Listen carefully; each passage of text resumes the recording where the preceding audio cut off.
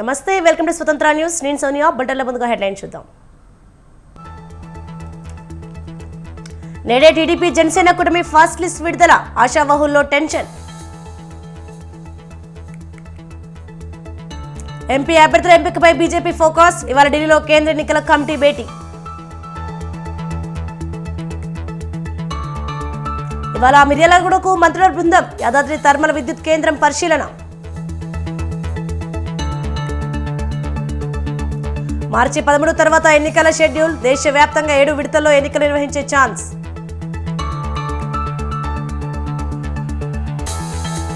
నేటితో మేడారం జాతర పరిసమాప్తం, సాయంత్రం వనదేవతల వన ప్రవేశం. ఢిల్లీ మార్చి 29 వరకు వాయిదా, ఇవాళ కొవ్వొత్తుల ర్యాలీకి రైతుల పిలుపు. రష్యా ఉక్రెయిన్ యుద్ధానికి 2 ఏళ్లు, ప్రపంచ ఆర్థిక వ్యవస్థపై తీవ్ర ప్రభావం.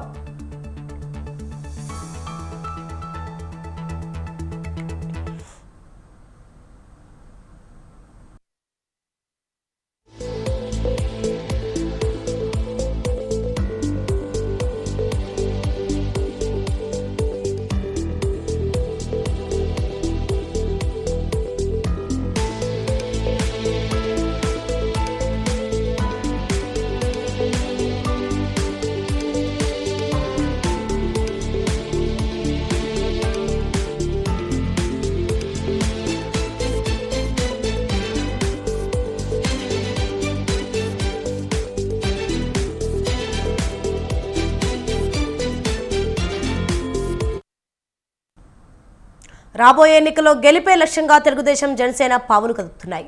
అధికార వైసీపీని ఢీకొట్టేందుకు టీడీపీ జనసేన కూటమి ప్రణాళికలు రచిస్తోంది. ఇందులో భాగంగా టీడీపీ అధినేత చంద్రబాబు, జనసేన అధినేత పవన్ కళ్యాణ్ ఉమ్మడిగా తొలి జాబితాను విడుదల చేసేందుకు రంగం సిద్ధం చేస్తున్నారు. తొలి జాబితాలో టీడీపీ నుంచి 50 పేర్లను, జనసేన నుంచి 15 పేర్లు ప్రకటించే అవకాశం ఉంది. ఇప్పటికే చంద్రబాబు, లోకేష్ ఉండవల్లి చేరుకున్నారు. అటు పవన్ కళ్యాణ్ కూడా అమరావతి చేరుకున్నారు.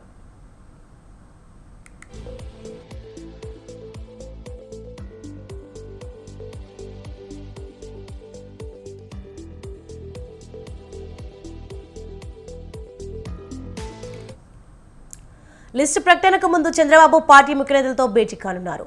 బీజేపీతో పొత్తుపై క్లారిటీ వచ్చాకే పార్లమెంట్ సీట్ల కేటాయింపులు జరగనున్నాయి. అభ్యర్థుల ప్రకటన వార్తలతో ఆశావహుల్లో టెన్షన్ నెలకొంది.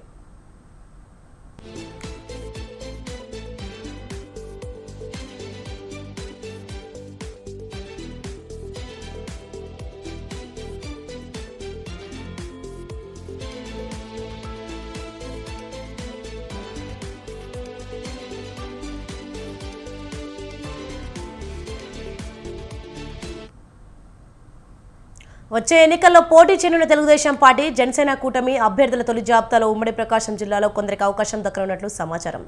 కొందరు సీనియర్ టీడీపీ నాయకులతో ముందుగా చంద్రబాబు మాట్లాడనున్నారు. ఆ సమావేశానికి అద్దంకి ఎమ్మెల్యే రవికుమార్కు కూడా ఆహ్వానం అందినట్లు తెలిసింది. ఉమ్మడి జిల్లాలో 7 స్థానాలకు టీడీపీ అభ్యర్థులను గతంలో ఖరారు చేసినప్పటికీ 3 నుంచి 5 స్థానాలలో మాత్రమే అభ్యర్థులను తొలి జాబితాలో ప్రకటించే అవకాశం ఉన్నట్లు సమాచారం. దర్శిని జనసేనకు కేటాయించాలని నిర్ణయించినప్పటికీ తొలి జాబితాలో ఆ అభ్యర్థిని ప్రకటిస్తారా లేదా అన్నది అనుమానమే. ఉమ్మడి జిల్లాలో టీడీపీకి ఉన్న 3 ఎమ్మెల్యేలు స్వామి, రవికుమార్, ఏలూరు సాంబశివరావులతో పాటు మరో 2 అభ్యర్థుల పేర్లను తొలి జాబితాలో ప్రకటించే అవకాశం ఉన్నట్లు భావిస్తున్నారు.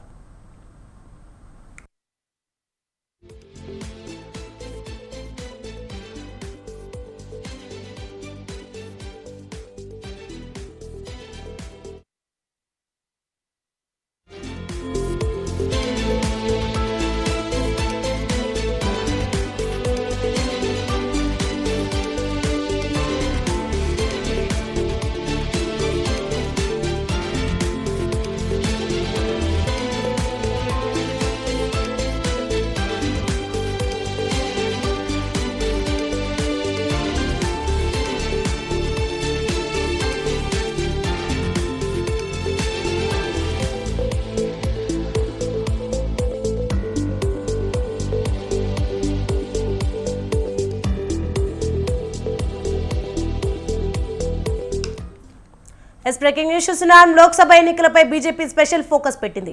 మార్చి 2వ వారంలో ఎన్నికల షెడ్యూల్ విడుదలకు సన్నాహాలు జరుగుతుండటంతో గెలిపే లక్ష్యంగా వ్యూహాలు పన్నుతున్నారు కమల్నాథులు. ఇందులో భాగంగానే ఇవాళ ఢిల్లీలో బీజేపీ కేంద్ర ఎన్నికల కమిటీ కీలక సమావేశం జరగనుంది.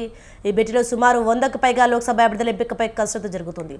ఎన్నికల షెడ్యూల్ వచ్చేలోపు సగానికి పైగా అభ్యర్థులను ఖరారు చేసే పనిలో బీజేపీ హైకమాండ్ ఉన్నట్లు తెలుస్తోంది.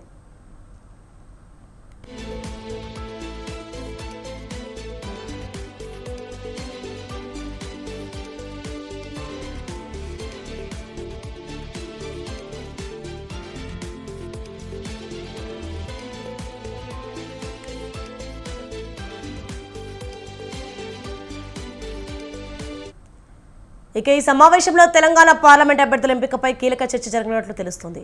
రాష్ట్రం నుంచి సమావేశానికి లక్ష్మణ్, కిషన్ రెడ్డి, ఈటెల, సంజయ్, డికే అరుణ హాజరు కానున్నారు. మొదటి జాబితాలో 10 మంది వరకు అభ్యర్థుల ప్రకటన ఉండే అవకాశం ఉన్నట్లు సమాచారం. ఇప్పటికే ఆశావహుల జాబితాను తెలంగాణ బీజేపీ నేతలు హైకమాండ్కు పంపినట్లు ప్రచారం జరుగుతోంది.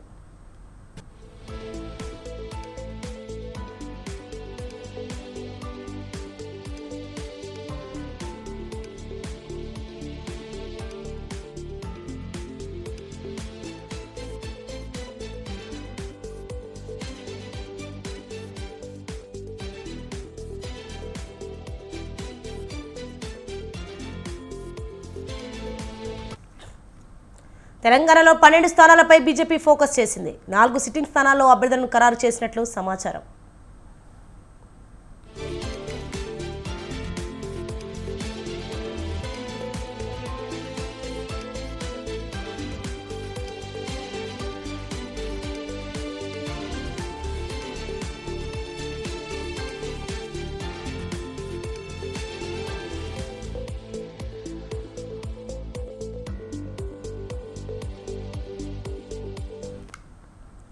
భువనగిరి, చేవెళ్ల, పాలమూరు అభ్యర్థులు కూడా దాదాపుగా ఖరారయ్యారని సమాచారం. ఎక్కువగా మల్కాజ్గిరి పార్లమెంట్ స్థానానికి ముఖ్య నేతలందరూ పోటీ చేసేందుకు ఆసక్తి చూపిస్తున్నారు. ఈసారి హైదరాబాద్ పార్లమెంట్ స్థానంపై బీజేపీ గురిపెట్టింది. ఎలాగైనా హైదరాబాద్ స్థానాన్ని దక్కించుకోవాలని కమల్నాథులు వ్యూహాలు రచిస్తున్నారు. తెలంగాణలో బీజేపీ ఒంటరిగా బరిలోకి దిగుతుందని కేంద్ర మంత్రి కిషన్ రెడ్డి ఇప్పటికే ప్రకటించారు. కేంద్ర ఎన్నికల కమిటీ సమావేశం నేపథ్యంలో అమిత్ షా తెలంగాణ పర్యటన మార్చి 4కు వాయిదా పడింది.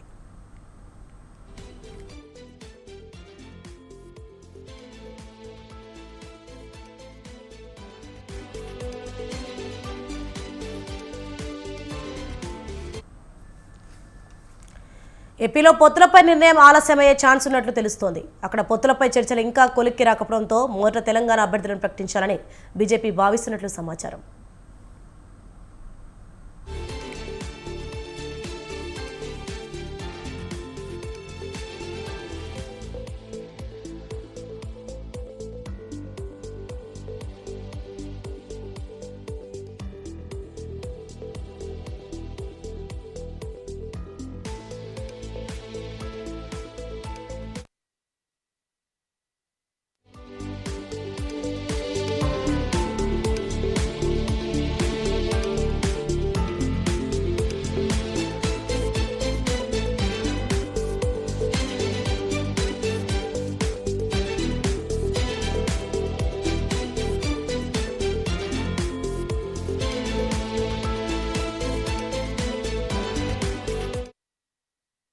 మరొక బ్రేకింగ్ న్యూస్ చూస్తున్నాం. నేడు ధరణి కమిటీతో సీఎం రేవంత్ రెడ్డి సమావేశం కానున్నారు.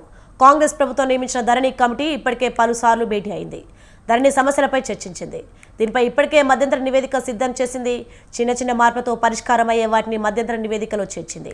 ఇవాళ సీఎం రేవంత్తో భేటీకి ముందు కలెక్టర్లతో వీడియో కాన్ఫరెన్స్ నిర్వహించనుంది. 11 అంశాలపై కలెక్టర్లతో చర్చించనున్నారు ధరణి కమిటీ సభ్యులు.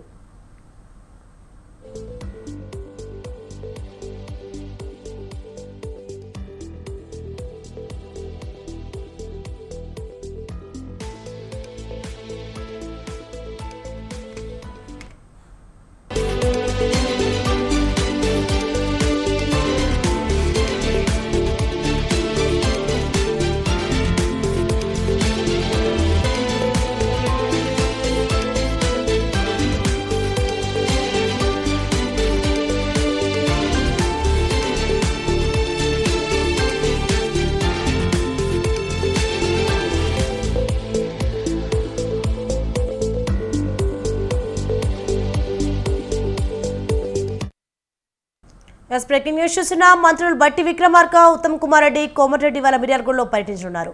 ఉదయం బేగంపేట నుంచి హెలికాప్టర్లో బయలుదేరి దామరచర్ల మండలం వీర్లపాలెం వద్ద నిర్మిస్తున్న యాదాద్రి థర్మల్ విద్యుత్ కేంద్రాన్ని పరిశీలించనున్నారు.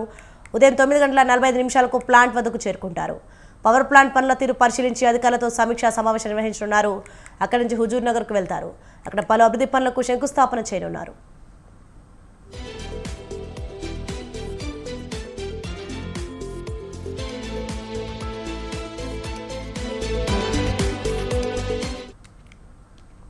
హుజూర్నగర్లో మేళ్ల చెరువు మై హోమ్ ఫ్యాక్టరీని పరిశీలించనున్నారు. అక్కడి నుంచి చింతలపాలెం నక్కగూడెం చేరుకుంటారు. నక్కగూడెంలో లిఫ్ట్ ఇరిగేషన్ ప్రాజెక్టుకు మంత్రులు శంకుస్థాపన చేయనున్నారు. నక్కగూడెం శంకుస్థాపన అనంతరం దొండపాలెం గ్రామానికి వెళ్లబోతున్నారు మంత్రులు. 400 కోట్ల రూపాయలతో ఏర్పాటు చేసిన ఇన్నోవేరా ఫ్యాక్టరీకి శంకుస్థాపన చేయనున్నారు. అనంతరం జువారీ సిమెంట్ ఫ్యాక్టరీలో కార్యకర్తలతో లంచ్ చేస్తారు. భోజనం తర్వాత మంత్రులు మేళ్ల చెరువు మై హోమ్కు బయలుదేరి అక్కడి నుంచి హైదరాబాద్కు చేరుకోనున్నారు. మంత్రుల పర్యటనకు అన్ని ఏర్పాట్లు పూర్తి చేశారు అధికారులు.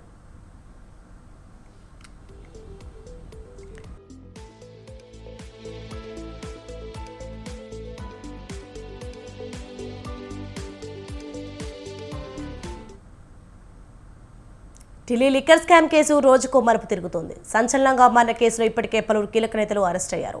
ఈ నెల 26న విచారణకు రావాలని ఇప్పటికే బీఆర్ఎస్ ఎమ్మెల్సీ కవితకు ఈడీ నోటీసులు ఇచ్చింది.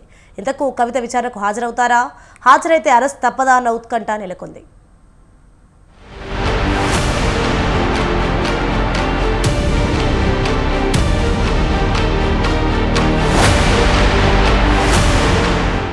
దేశవ్యాప్తంగా సంచలనం సృష్టించిన ఢిల్లీ లిక్కర్ స్కామ్ కేసు ఊహించని మలుపు తిరుగుతోంది. ఈ కేసులో పలుసార్లు సిబిఐ విచారణకు హాజరైన ఎమ్మెల్సీ కవితను నిందితురాలుగా చేర్చింది సిబిఐ. ఈ విషయమై కవితకు సెక్షన్ 41A కింద నోటీసులు జారీ చేసి ఈ నెల 26న విచారణకు హాజరు కావాలని ఆదేశించింది. ఈడీ నోటీసులు, సిబిఐ 41A నోటీసులు బీఆర్ఎస్ శ్రేణులను కంటి మీద కునుకు లేకుండా చేస్తోంది. ఆమెను త్వరలోనే అరెస్టు చేసే అవకాశం ఉన్నట్లు వార్తలు కూడా వస్తున్నాయి. కాగా 2022లోనే కవితను ఈ కేసు విషయంలో సిబిఐ విచారించింది. ఈ కేసులోనే ఆమ్ ఆద్మీ పార్టీ ముఖ్య నేత మనీష్ సిసోడియాను జైల్లో పెట్టింది మోదీ ప్రభుత్వం. ఈ కేసుకు సంబంధించి ఢిల్లీ సీఎం అరవింద్ కేజ్రీవాల్కు కూడా పలుమార్లు ఈడీ నోటీసులు జారీ చేసింది.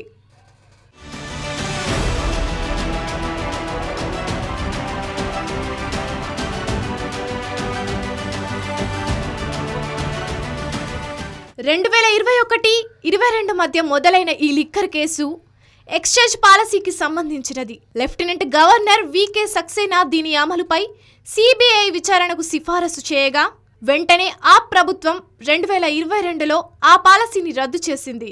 ఈ కేసులో ఢిల్లీ మాజీ డిప్యూటీ సీఎం ఆప్ నేత మనీష్ సిసోడియాను జైల్లో పెట్టారు. ఆ తర్వాత బీఆర్ఎస్ నాయకురాలు కేసీఆర్ కుమార్తె కవితకు కూడా నోటీసులు జారీ అయ్యాయి. స్కామ్కు కేంద్ర బిందువుగా సౌత్ లాబీని కవిత నడిపించారనే ప్రచారం జరిగింది. మొదట్లో ఈ కేసు విషయంలో మొత్తం 12 మంది వరకు సిబిఐ అరెస్టు చేసి విచారించింది. అందులో బోయినపల్లి అభిషేక్, అరుణ్ రామచంద్ర పిల్లై, శరత్ చంద్ర కూడా ఉన్నారు. కవిత మాజీ ఆడిటర్ బుచ్చిబాబును కూడా అరెస్టు చేసింది సిబిఐ.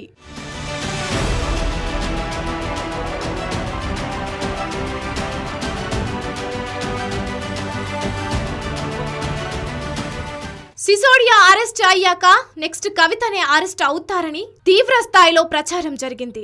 కానీ కవిత కేవలం విచారణకే పరిమితం అయ్యారు.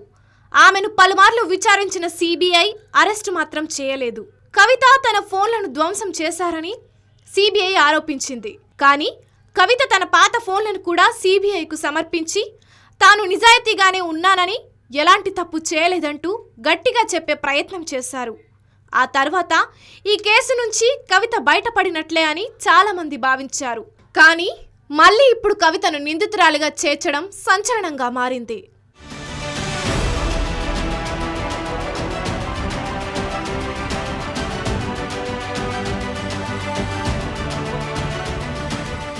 పార్లమెంటు ఎన్నికల వేళ బీజేపీ ఆడుతున్న గేమ్గా పలువురు ఆరోపిస్తుండగా బీజేపీ బీఆర్ఎస్ పొత్తులో భాగంగానే ఈడీ నోటీసులు ఇచ్చారని తెలంగాణ కాంగ్రెస్ నేతలు భావిస్తున్నారు.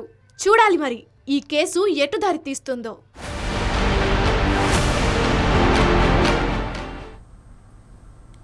గొర్రెల పంపిణీ స్కామ్ కేసులో ఏసీబీ దర్యాప్తు వేగవంతం చేసింది. ఇప్పటికే 4 ప్రభుత్వ ఉద్యోగులను అరెస్ట్ చేసిన ఏసీబీ కేసుతో సంబంధం ఉన్న వారి పాత్రపై దర్యాప్తు చేస్తోంది.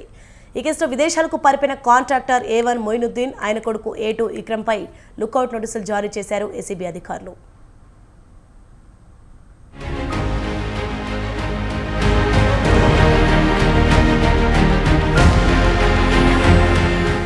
తెలంగాణ గొర్రెల పంపిణీ పథకంలో అవినీతి వ్యవహారాలు ఒక్కొక్కటిగా వెలుగులోకి వస్తున్నాయి. ఈ పథకంలో అవినీతికి పాల్పడిన 4 ప్రభుత్వ అధికారులను ఏసీబీ అరెస్టు చేసింది. వీరు ప్రైవేటు వ్యక్తులతో కలిసి బినామీ బ్యాంకు ఖాతాల్లోకి గొర్రెల పంపిణీ పథకం నిధులను తరలించినట్లు దర్యాప్తులో తేలింది. 4 నిందితులకు నాంపల్లి కోర్టు 14 రోజుల రిమాండ్ విధించింది. పోలీసులు వారిని చెంచల్గూడ జైలుకు తరలించారు.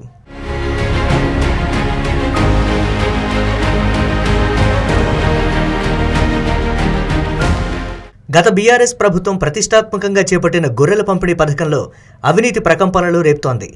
గొర్రెల పంపిణీ స్కామ్లో 4 ప్రభుత్వ ఉద్యోగులను ఏసీబీ అధికారులు అరెస్టు చేశారు. ప్రైవేటు వ్యక్తులతో కుమ్మక్కై నకిలీ పత్రాలు, బ్యాంకు ఖాతాలు సృష్టించి 2.10 కోట్ల ప్రభుత్వ నిధులను పక్కదారి పట్టించారని ఏసీబీ అధికారుల దర్యాప్తులో తేలింది. అరెస్టైన వారిలో కామారెడ్డి వెటర్నరీ ఆసుపత్రి అసిస్టెంట్ డైరెక్టర్ రవి, మేడ్చల్ పశుసంవర్ధక శాఖ అసిస్టెంట్ డైరెక్టర్ ఆదిత్య, రంగారెడ్డి జిల్లా భూగర్భ జల అధికారి రఘుపతిరెడ్డి, వయోజన విద్యా డిప్యూటీ డైరెక్టర్ గణేష్ ఉన్నారు.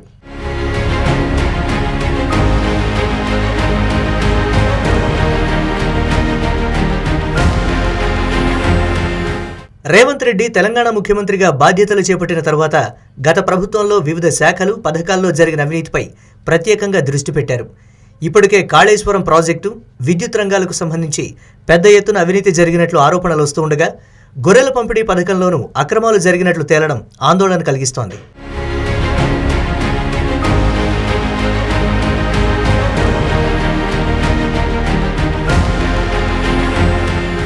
$12,000 కోట్ల బడ్జెట్తో 2017 జూన్ 20 నాటి సీఎం కేసీఆర్ ఈ పథకాన్ని ప్రారంభించారు. సిద్దిపేట జిల్లా గజ్వేల్ సమీపంలోని కొండపాకలో ఈ పథకాన్ని ప్రారంభించారు.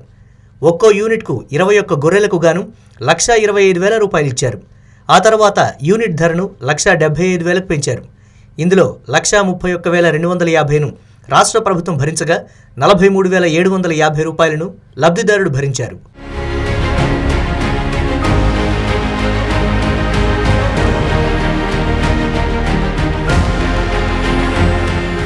ఈ పథకంలో పొందిన గొర్రెలు ప్రమాదవశాత్తు మరణిస్తే ప్రభుత్వం ఒక్కో గొర్రెకు $5,000 ఇన్సూరెన్స్ ఇచ్చింది. పొట్టేలకు $7,000 ఇన్సూరెన్స్ అందించింది.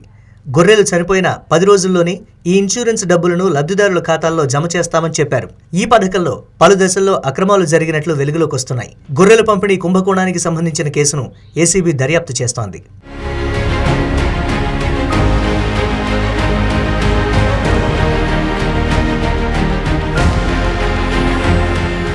తెలంగాణ రాష్ట్ర వ్యాప్తంగా పశుసంవర్ధక శాఖలో అవినీతికి పాల్పడిన 4 నిందితులకు నాంపల్లి ఏసీబీ కోర్టు మార్చి 7 వరకు జ్యుడిషియల్ రిమాండ్ విధించింది. వైద్య పరీక్షల అనంతరం 4 నిందితులను చెంచల్గూడ జైలుకు తరలించారు ఏసీబీ అధికారులు. ఈ స్కామ్కు సంబంధించి అధికారులు ఇంకా ఎంతమందిని అరెస్టు చేస్తారో చూడాలి. మరి వరుస ప్రమాదాలు ఆ యువ ఎమ్మెల్యేలను వెంటాడాయి. కాలం కలిసి రాలేదు. ఇప్పటికే 2 ప్రమాదాల నుంచి తప్పించుకున్నారు. కానీ 3వ ప్రమాదం నుంచి మాత్రం గట్టెక్కలేదు. చివరకు రోడ్డు ప్రమాదంలో తిరిగిరాని లోకాలకు వెళ్లారు బీఆర్ఎస్ కంటోన్మెంట్ ఎమ్మెల్యే లాసెనందిత. పటాన్ చెరువు ఓఆర్ఆర్పై జరిగిన రోడ్డు ప్రమాదంలో లాసెనంత అక్కడికక్కడే మృతి చెందారు. రాజకీయంగా ఎంతో భవిష్యత్తు ఉన్న తరుణంలో లాసెనంత దుర్మరణం చెందడం అందరినీ కలిచివేస్తోంది. ఇంతకీ అసలు ఈ ప్రమాదానికి కారణాలేంటి? సీటు బెల్ట్ పెట్టుకుని ఉంటే లాసెనంత ప్రమాదం నుంచి బయటపడేవారా? Watch story.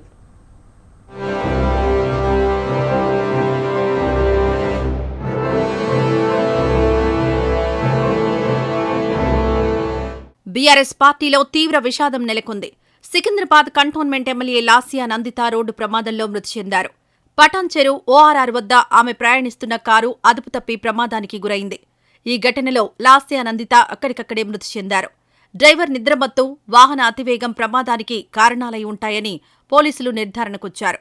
ముందు వెళ్తున్న లారీని తప్పించే క్రమంలో సడన్ బ్రేక్ వేయడంతో కారు అదుపు తప్పి రైలింగ్ను బలంగా ఢీకొట్టడంతోనే ప్రమాదం జరిగిందని పోలీసులు భావిస్తున్నారు.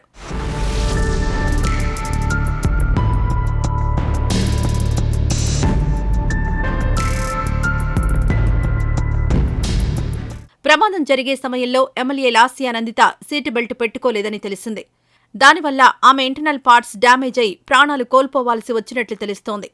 సీటు బెల్ట్ పెట్టుకుని ఉంటే గాయాలతో బయటపడేవారని, ఇంత దారుణం జరిగేది కాదని వారు చెబుతున్నారు.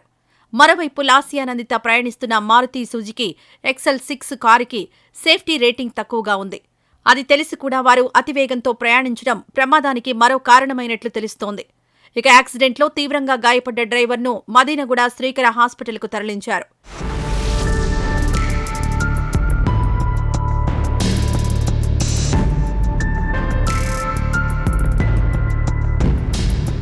మరోవైపు నెల రోజుల వ్యవధిలోనే లాస్యా నందితను 2 ప్రమాదాలు వెంటాడాయి. గత ఏడాది డిసెంబర్లో ఆమె ఓ లిఫ్ట్లో ఇరుక్కుపోగా సిబ్బంది లిఫ్ట్ను బద్దలు కొట్టి బయటకు తీశారు. ఈ నెల 13న కూడా ఆమె కారు ప్రమాదానికి గురైంది. నల్గొండలో కేసీఆర్ నిర్వహించిన బహిరంగ సభకు హాజరైన లాస్యా నందిత హైదరాబాద్ తిరిగి వస్తుండగా నార్కెట్పల్లి వద్ద రోడ్డు ప్రమాదం జరిగింది. ఆమె ప్రయాణిస్తున్న కారు రోడ్డు పక్కకు దూసుకెళ్లడంతో ఓ హోంగార్డ్ మృతి చెందాడు. ఈ ప్రమాదంలో లాస్యా నందిత స్వల్ప గాయాలతో బయటపడింది. ఈ యాక్సిడెంట్ జరిగి 10 రోజులు గడవక ముందే మరో రోడ్డు ప్రమాదంలో ఆమె మృతి చెందడంతో విషాద ఛాయలు అలుముకున్నాయి.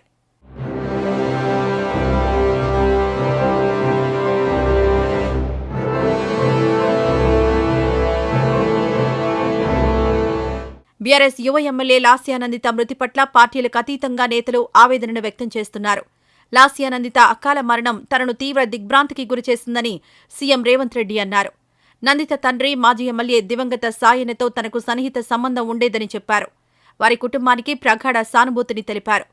ఇక బీఆర్ఎస్ అధినేత కేసీఆర్ లాస్యా మృతిపై దిగ్భ్రాంతి వ్యక్తం చేశారు. చిన్న వయసులోనే ఎమ్మెల్యేగా గెలిచిన లాస్యా నందిత మృతి చెందడం తనను కలిచివేస్తోందని కేసీఆర్ విచారం వ్యక్తం చేశారు. కేటీఆర్ కూడా లాస్యా మృతి పట్ల సంతాపం తెలిపారు. వారం క్రితమే లాస్యాను పరామర్శించారని, ఇప్పుడు ఆమె లేకపోవడం విషాదకరమని వ్యాఖ్యానించారు. ఇక లాస్యా మృతి పార్టీకి తీరని లోటని ఎమ్మెల్సీ కవిత అన్నారు. లాస్యా ఇంటికి వెళ్లి కుటుంబ సభ్యులను పరామర్శించారు. లాస్యా నందిత మరణం అత్యంత బాధాకరమని చెప్పారు.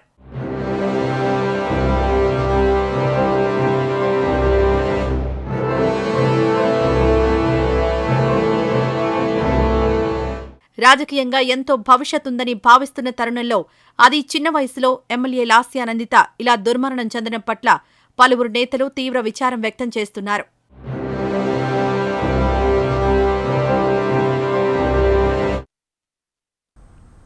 కనీస మద్దతు ధర సహా పలు డిమాండ్ల కోసం నిధులు చేపట్టిన ఢిల్లీ చలో ఆందోళనలు తాత్కాలికంగా వాయిదా పడ్డాయి. ఢిల్లీ చలో మార్చి నెల 29 వరకు నిలిపివేసినట్లు సంయుక్త కిసాన్ మోర్చా ప్రకటించింది. తదుపరి కార్యాచరణను ఈ నెల 29 ప్రకటిస్తామని రైతు సంఘాలు తెలిపాయి. ఎందుకు వాయిదా వేశారన్న కారణాన్ని మాత్రం వెల్లడించలేదు. అయితే ఇవాళ క్యాండిల్ ర్యాలీ చేపడతామని, ఫిబ్రవరి 26న కేంద్రం దిష్టిబొమ్మను దహనం చేస్తామని రైతు సంఘాల నేతలు ప్రకటించారు.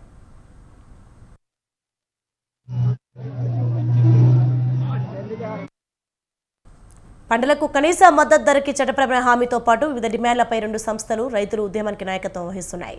వీరి పిలుపు మేరకు హర్యానా, పంజాబ్ మధ్య శంభు, కనౌరి సరిహద్దులో పెద్ద సంఖ్యలో రైతులు విడిది చేస్తున్నారు. మరోవైపు నిన్నటి ఆందోళనలు ఉద్రిక్తంగా మారాయి. హర్యానా నుంచి పంజాబ్ సరిహద్దు ప్రాంతం కనౌరి వైపు వెళ్తున్న రైతులను చెదరగొట్టడానికి హర్యానా పోలీసులు టియర్ గ్యాస్ను ప్రయోగించారు. ఇరు వర్గాలకు మధ్య జరిగిన ఘర్షణలో రైతులతో పాటు పోలీసులు సైతం గాయపడ్డారు.